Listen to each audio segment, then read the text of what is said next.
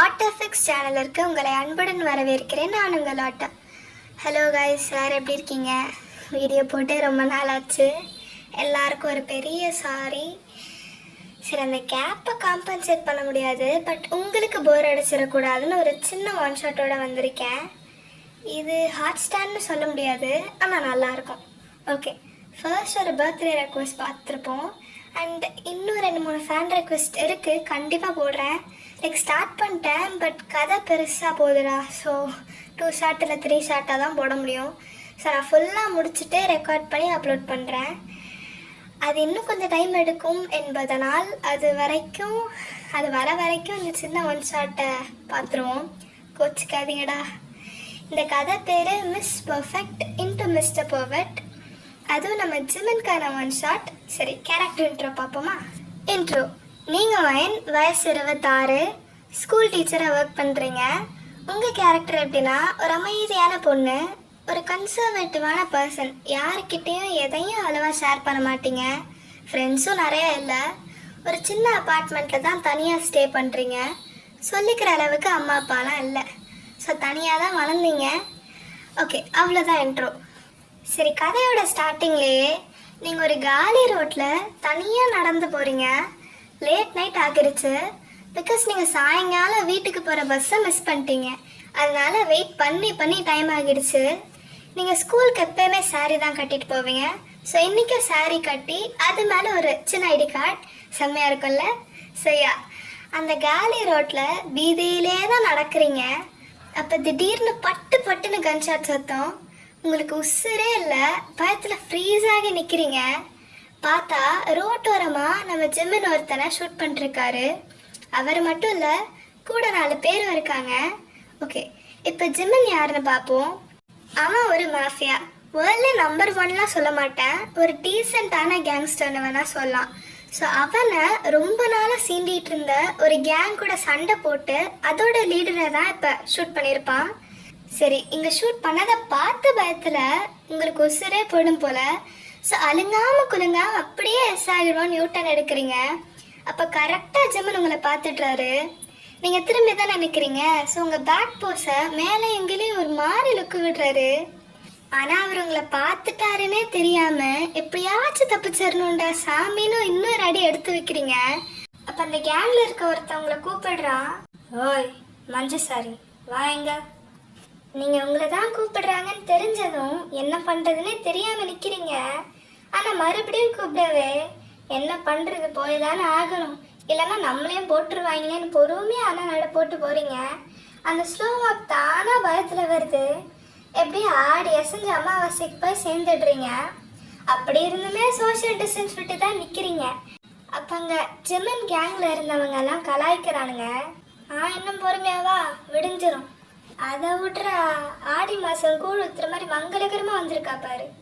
அப்போ ஏதோ பாட்டு போடுவாங்களே, செல்லாத்தா செல்ல மாரியாத்தா எங்கள் சிந்தையில் வந்து அரை நிமிடம் நெல்லாத்தா. டேய், பாப்பாவை கலாய்க்காதீங்கடா. பாரு, பாப்பா பயந்துருச்சு. கலாய்ச்சி சிரிச்சிட்டு இருக்காங்க. பொதுவாக நம்ம ஊரில் பொண்ணுங்கன்னா இப்படி தான் நடந்துக்கணும்னு ஒரு ரூல் புக்கே இருக்குது. அதில் ஒரு ஃபேமஸான புக் தான் குடும்ப குத்து விளக்கு. அந்த புக்கில் இருக்க ரூலே குனிஞ்ச தலையை நிமிராமல் நடக்கிறது தான். அந்த ரூலை கரைச்சி குடிச்சு வச்சுருப்பீங்க போல. ஸோ வந்ததுலேருந்து ஒருத்த மூஞ்சியும் பார்க்கல, அமைதியாகவே இருக்கீங்க. அதே மாதிரி ஜிம்மனும் இவ்வளோ நேரம் அமைதியாக தான் பைக்கில் சாஞ்சிட்டு இருந்திருப்பான். இப்போ எல்லாரையும் பார்த்து முறைச்சிட்டு உங்ககிட்ட நடந்து வரான். அவன் கிட்ட வரான்னு தெரிஞ்சதும் உங்கள் ஹேண்ட்பேக் ஸ்டாப்பை டைட்டாக பயத்தில் பிடிக்கிறீங்க. அப்ப அவன் கிட்ட வந்து கையை உங்க சில்ல வச்சு தூக்கி அவனை பார்க்க வைக்கிறான். அது அவனை பார்க்க வைக்கிறதுக்கா இல்ல உங்க மூஞ்சிய ஃபுல்லா பாக்குறதுக்கான்னு தெரியல. ஆனா ரொம்ப நேரமா மூஞ்சேவே லுக்க விடுறான்.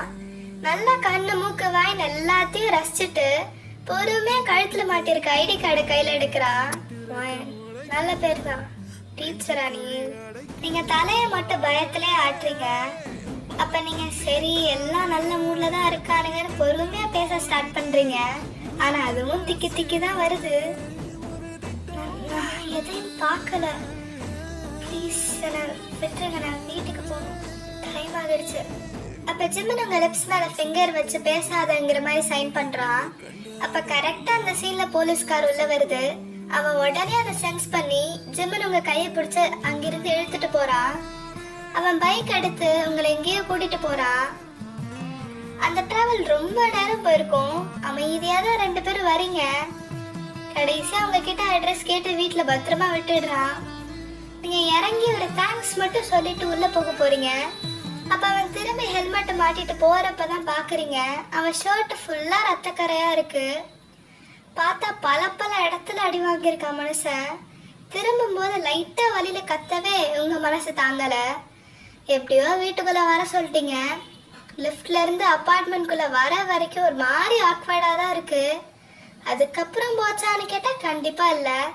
அவர் சோஃபால உட்கார சொல்லிட்டு உள்ள போய் ஃபர்ஸ்ட் எய்ட் கிட்டும் ஒரு கிளாஸ்ல தண்ணியும் எடுத்துட்டு வரீங்க. தயக்கத்தோடவே பக்கத்துல நின்று உங்க ஷர்ட்டை கழட்ட முடியுமா கேக்குறீங்க. அவரும் உங்களோட பார்வை பார்த்துட்டு எல்லா பட்டனையும் கழட்டுறாரு. இப்ப நீங்க ரொம்ப ஆக்வர்டஸ்ல பொறுமையா அவர் உடம்புல இருக்க காயத்துக்கு மருந்து போடுறீங்க. கொஞ்சம் வாட்டமா இல்லைன்னு நீல் டவுன் பண்ணி போட்டுட்டு இருக்கீங்க. 2 காலுக்கும் நடுவுல நீல் டவுன் பண்ணி சின்சியரா அப்ளை பண்றீங்க. ஆனா அவர் அப்பத்துல இருந்து உங்க கண்ணையே தான் ரசிச்சு பார்த்துட்டு இருக்காரு. நல்ல ஆப்ஸ் 6 பேக்ஸ் எல்லாத்தையும் நல்லா தான் மனுஷன் மெயின்டைன் பண்றான் போல. ஸோ ஒரு வழியா எல்லாத்துக்கும் மருந்து போட்டு எந்திரிக்கிறீங்க. இப்ப கடைசியா மூஞ்சில இருக்க காயத்துக்கு மருந்து போட வரீங்க. கண்ணத்துல போட்டுட்டு லேசா அது மேல ஊதுறீங்க காயறதுக்காக. இப்போ ஒத்தட்டோரமா இருக்க காயத்துக்கு மருந்து போட போறீங்க. அப்ப ஜிம்மன் எங்கேயும் ஊதுவல்ல. நீங்க கோபத்துல சீக்ஸ் 2த்தையும் டைட்டா பிடிச்சு மருந்து போடுறீங்க. ஸோ ஒரு வழியா மருந்து போட்டு விட்டு பெயின் கிளஸை கையில கொடுத்துட்டு தண்ணியை குடிக்க சொல்றீங்க. அவனும் நல்ல பிள்ளைய மாதிரி மாத்திரை முழுங்கிடுறான்.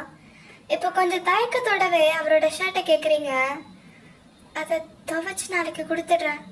அவனும் கேஷுவலாக உங்கள் பாய் ஃப்ரெண்ட் மாதிரி கையில் தரான். நீங்கள் அதை துவைச்சிட்டு கிச்சனில் போய் டின்னர் சமைச்சு எடுத்துகிட்டு வரீங்க. அவரும் பிளேட்டை வாங்கிட்டு பக்கத்தில் வந்து உட்காருங்கிற மாதிரி சோஃபாவை தட்டுறான். நீங்களும் தயக்கத்தோடவே உட்காந்து சாப்பிட்றீங்க. அவனே உரிமையோட டிவிலாம் போட்டு சாப்பிட்டுட்டே பார்க்குறான். கேஷுவலா நல்ல நல்ல காய்கறியெல்லாம் உங்கள் தட்டில் வைக்கிறான். உங்களுக்கு வியாழாவே இருக்கு. ஏன்னா இத்தனை வருஷமா சாப்பிடும்போது கூட உங்கள் பக்கத்தில் யாரும் இருந்திருக்க மாட்டாங்க. டிவி கூட பார்க்காம அமைதியாக தான் சாப்பிடுவீங்க. ஸோ இப்படி திடீர்னு இப்படிலாம் கேர் பண்ணவே உங்களுக்கு ஒரு மாதிரி வித்தியாசமான கம்ஃபர்டபுளாக தான் ஃபீல் ஆகுது. இப்போ சாப்பிட்டு முடிச்சு பிளேட்லாம் சிங்கில் போட்டு கழுவிட்டு இருக்கீங்க. அப்போ நம்ம பையன் திடீர்னு வந்து அட்டெண்டன்ஸ் போடுறான். அதுவும் சாதாரணமாலாம் இல்லை. ஏதோ நீங்கள் அவன் தொட்டு தாலி கட்டின பொண்டாட்டி மாதிரி உரிமையாக 2 கையை இடுப்பை உரசி தலையை ஷோல்டரில் வச்சு கட்டி பிடிக்கிறான். உங்களுக்கு சொல்லவே வேணாம். பயத்துலையும் திடீர்னு அங்கே தொட்டா கூசும்ல, ஸோ அந்த வைப்ரேஷன்லையும் ஜெர்க் ஆகுறீங்க. உடனே கையை தொடச்சிட்டு திரும்புறீங்க.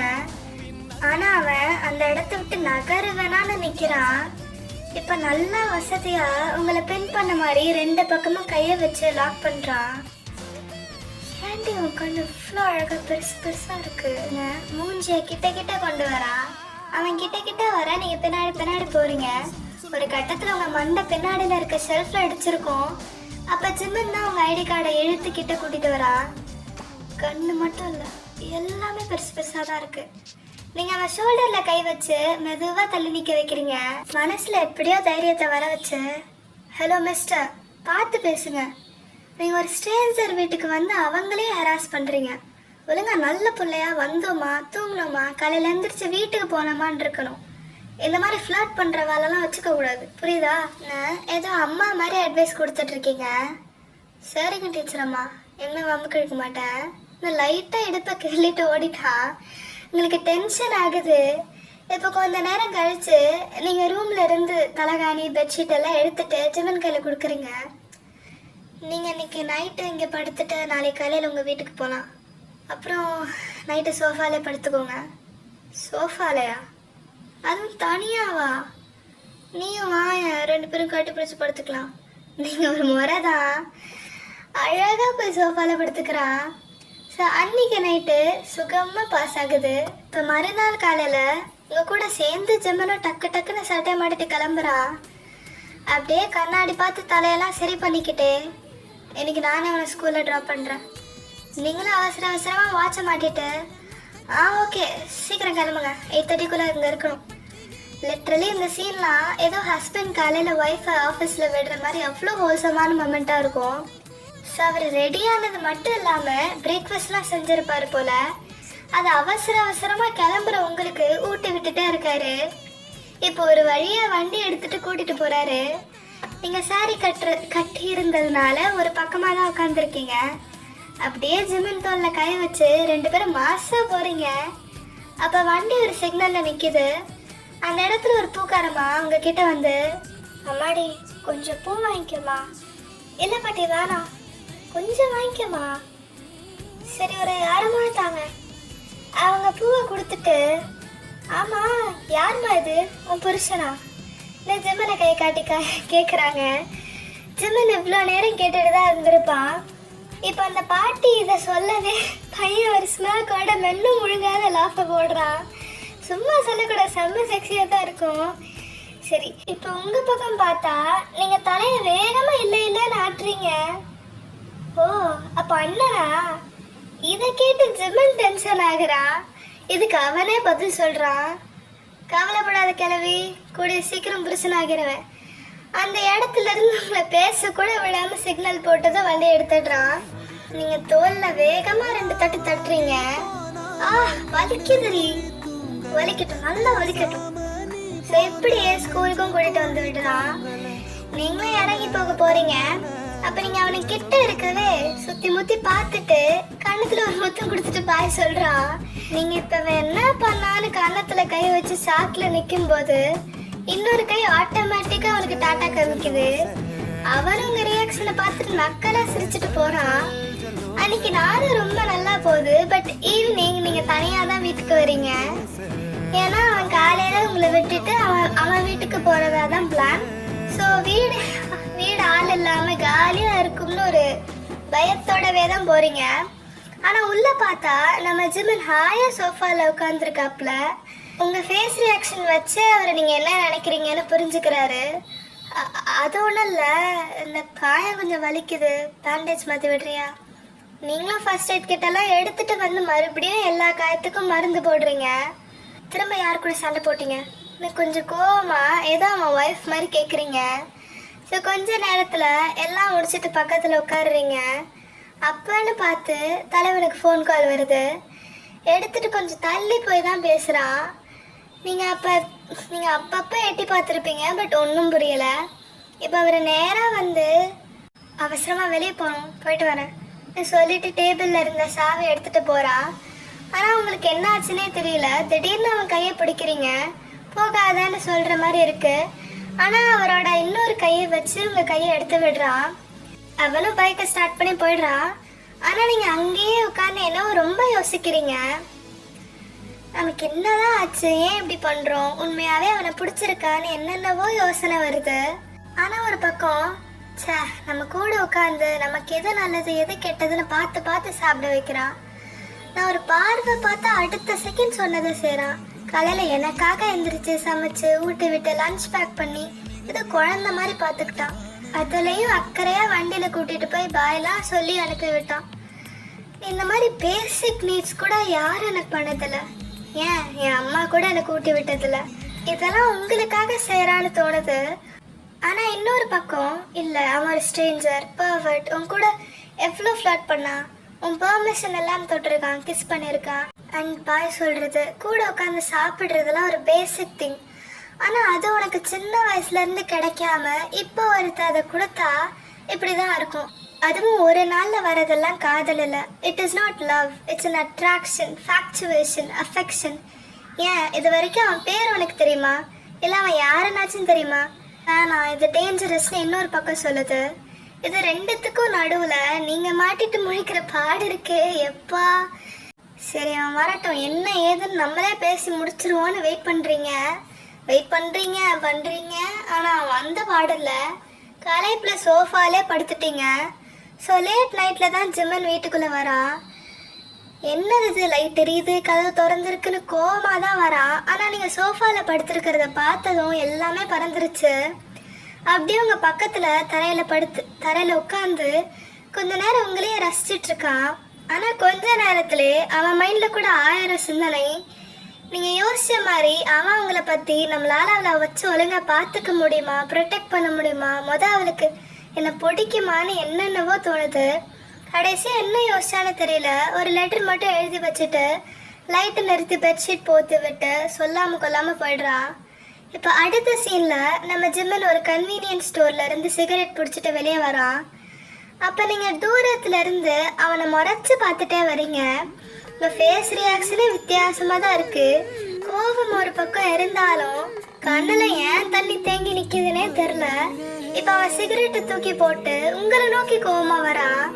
நீங்க உங்க கிட்ட வந்து கோவமா இன்னைக்கு வேலைக்கு போல அவன் கேட்ட டோன்ல தலை தானா பதில் சொல்லுது, இல்லன்னு லூசாடி நீ பைத்தியக்காரி, ஒரு நாள் தவறாம போற மிஸ் பர்ஃபெக்ட் இன்னைக்கு எதுக்கு லீவ் போட்டீங்க, இதுக்கு நீங்க அவன் கண்ணத்துல ஒரு அறை விட்டு உனக்கு தெரியாதா நீ சொல்லி வாய மூடல. கண்ல இருந்து தண்ணி தார ஓடுது. அங்க விளையாடிட்டு இருந்த பசங்க கூட என்ன இந்த அக்கா அந்த அண்ணன் அடிச்சுட்டு இவங்க அழுறாங்க. ஜிம்மன் நீங்க அழறத பார்த்துட்டு உங்களை ஹக் பண்ணி தேத்திக்கிட்டு இருக்கான். சரி ஒண்ணும் இல்ல, நானா இருக்கேன்ல. உடா லூசு, என்ன மாமன லூசன்லாம் திட்டுறா? மாமன் ஒழுங்கா ஒரு லெட்டர் எழுத தெரியல, எவ்வளவு ஸ்பெல்லிங் மிஸ்டேக் தெரியுமா? நீ வா, என் கண்ணு முன்னாடி 100 டைம்ஸ் இம்போசிஷன் எழுதிட்டு தான் உன்னை விடுவேன். 100 என்ன 1000 வேலை எழுதி தரண்டி டீச்சர் அம்மா. நீ கண்ணத்துல முதன் தரான், அங்க முடிதான் தருவியா? அவன் சிரிச்சுட்டே வீட்டுக்கு வா, எங்க வேணா தரேன். நீங்க இந்த குட்டி வானுங்க நம்மளே குறுன்னு பாக்குதுங்க. ஓகே, அவ்வளவுதான். கதை எப்படி இருந்துச்சு? ஒரு சின்ன கதை தான், பட் நல்லா இருந்துச்சு, எனக்கு பிடிச்சிருந்துச்சு. அப்புறம் ரியாலிட்டியில அண்டர் 18 அண்ட் ஏர்லி 20s வர அன்பெல்லாம் காதல் ஆகிடாது. இதுல ஏன் அவங்க ரொம்ப எங்கெல்லாம் இல்லை. ஸோ இது ஒரு வாழ்க்கை கருத்து சொல்லணும்னு தோணுச்சு. So be careful because it is your life. Okay, அத்துடன் உங்களிடமிருந்து விடைபெறுவது உங்களோட